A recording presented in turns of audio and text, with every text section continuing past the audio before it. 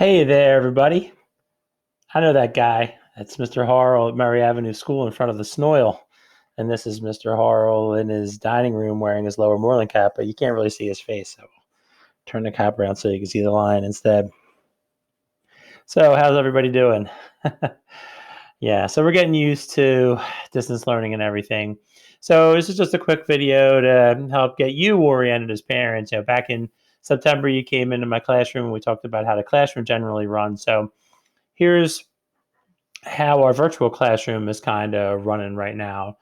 So back when you came into school in September, my typical way of doing things in language arts and social studies was to post up on my smartboard an agenda of things to do.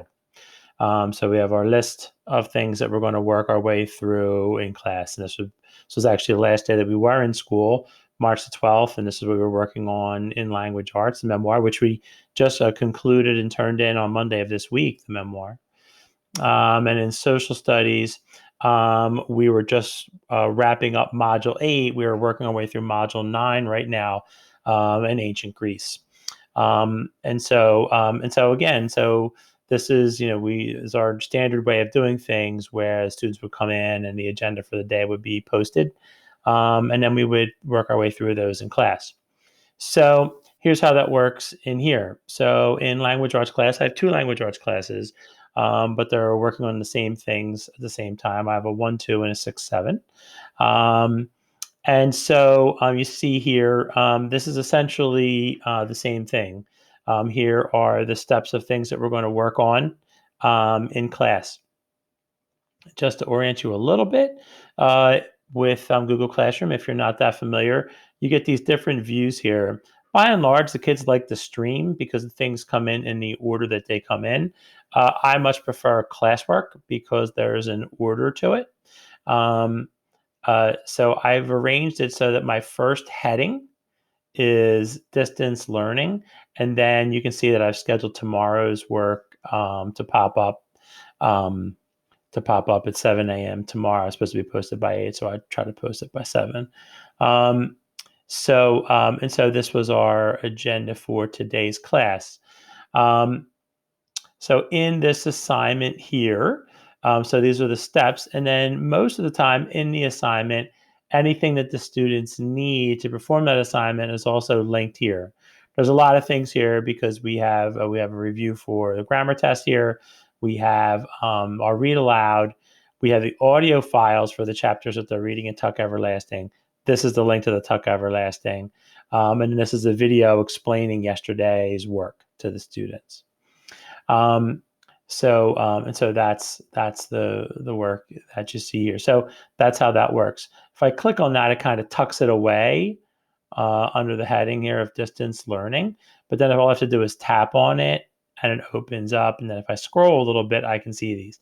I imagine the student's view is very similar.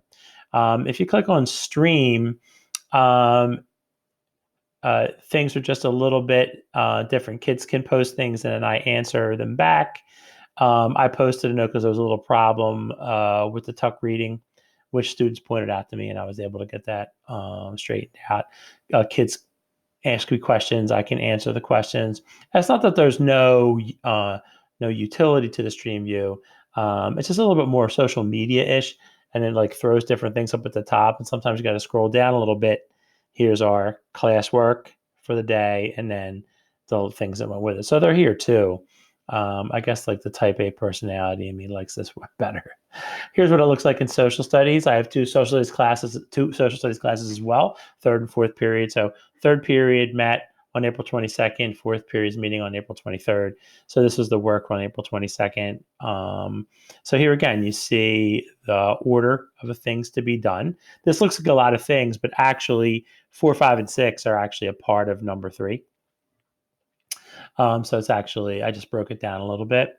And so here are 2 documents that the students needed, and also a video of me explaining this work. And so this is sort of a typical way, that classwork's been going. been sent out in that way. And again, in the stream as well.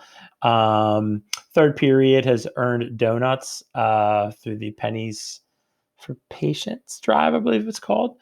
So those kids are going to get those donuts.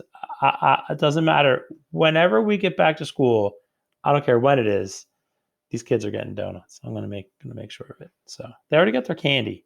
These kids, by the way, did a great job. Third period did a great job with that drive. Best class I ever had with that drive. Just thumbs up. If the kids told you that, they're actually telling you the truth. I just have Teacher Access Center open here. I know that you don't have the Teacher Access Center. You have the Home Access Center. I just wanted to throw out something about the Home Access Center. Make sure you switch it over to fourth quarter. Make sure. The way grades are working a little bit differently these days in the fourth quarter than when we were in school. If you see zeros in there, those zeros, consider them placeholders. That's a notification to the students that they missed an assignment. They can make up the assignment. I've actually been emailing them. Sometimes I've been emailing you too, but I've been emailing them about missed assignments. Please make sure the kids are checking their emails. I've actually put in the assignment for tomorrow in language arts for them to check their emails. And it's always in the daily announcements that get sent out every day by either Mr. Boudreau or Ms. Dilks for the kids to check their emails. But please make sure they're checking their emails because I've been sending them reminders if they're missing stuff.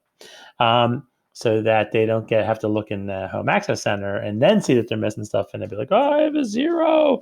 So the message to you is zeros in the fourth quarter can be fixed, but finish the work and then email me so I can go back and look. Okay. All right. So I hope this helps. I hope this gets you situated. It's different. I know. So hang in there. I'm going to hang in there. Kids going to hang in there. We're going to get through this. Everything's going to be fine. So best of luck. Rock on. And go Lions.